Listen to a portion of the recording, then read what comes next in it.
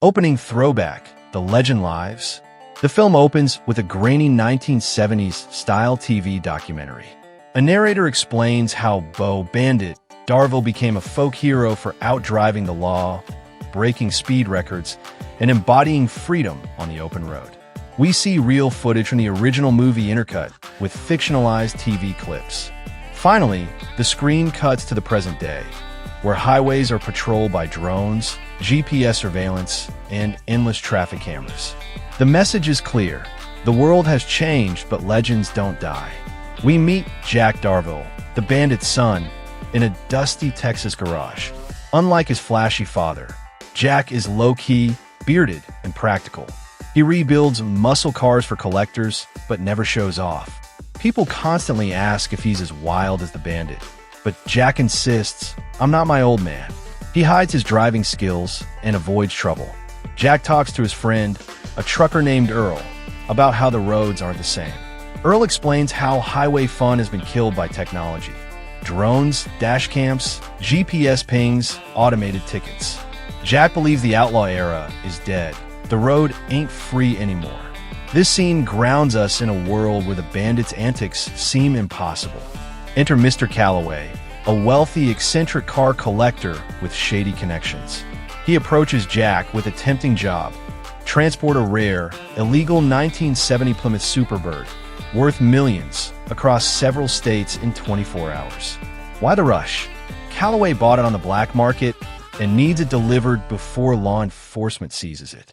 Jack refuses, until Calloway casually reveals the lead escort vehicle, his father's '77 Pontiac Trans Am, restored to mint condition. Jack is torn. Taking the job means stepping into the outlaw life he swore off. But that Trans Am, the same one his dad drove into legend, is sitting right in front of him. Calloway slyly says, "Your father proved himself behind the wheel. Don't you want to know if you can?" Jack reluctantly agrees, but makes it clear this is a one-time run. Jack discovers he won't be running solo. He's paired with Riley, a sharp, energetic social media influencer who documents car culture. She's live-streaming everything from hidden cameras in the Trans Am, planning to broadcast the outlaw run to her millions of followers. Jack is furious. You can't outrun Smokey if you're broadcasting your location. Their chemistry is immediate. She's playful and daring, while he's cautious and disciplined. News of a potential illegal run spreads, reaching Sheriff Buford T. Justice III, the grandson of the original Smokey. He's big-mouthed, short-tempered, and obsessed with erasing the bandit name from history.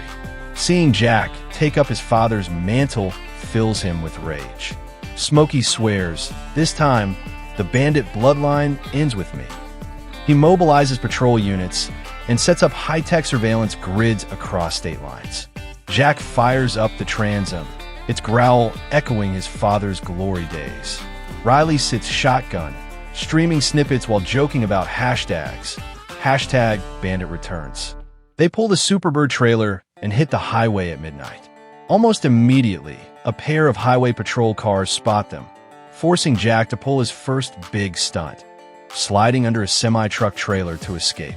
Riley is thrilled, Jack annoyed. This isn't a show, it's survival. Needing backup, Jack visits Bobby Snow Thompson, nephew of the legendary snowman Snow, now runs a network of truckers across CB radio.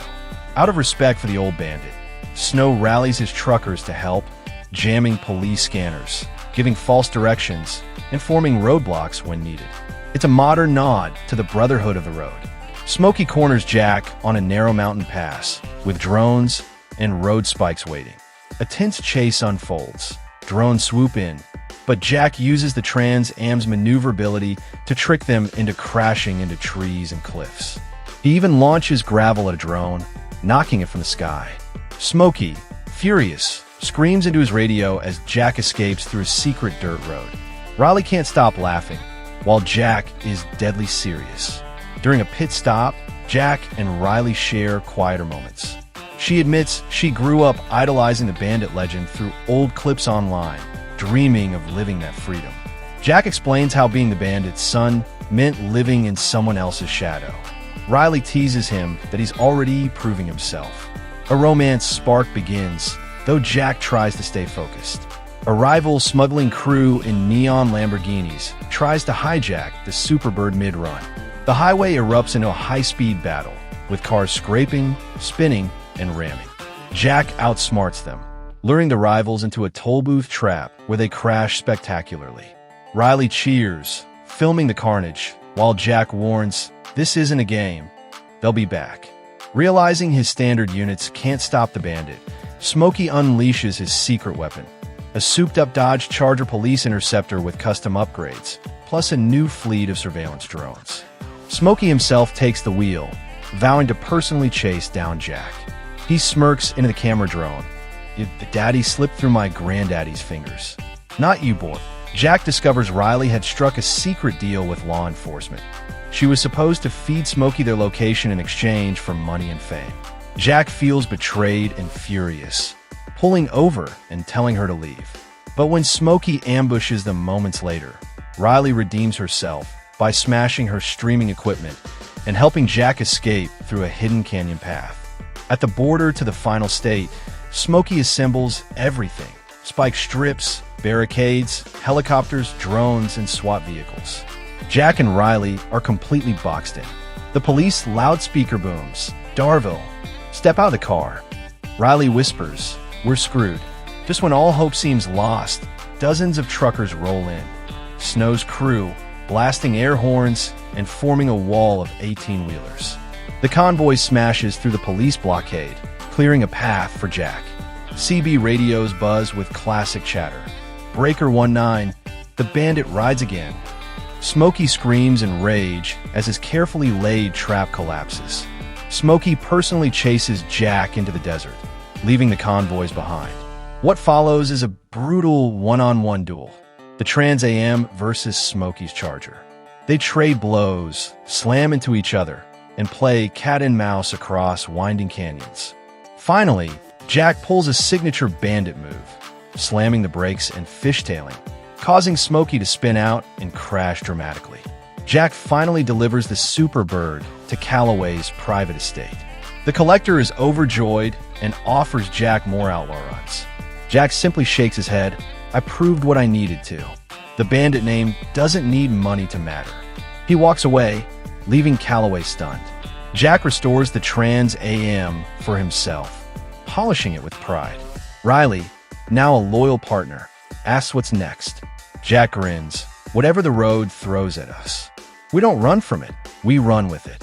She hops in, and together they hit the highway again, partners in crime and spirit. The last scene mirrors the original film.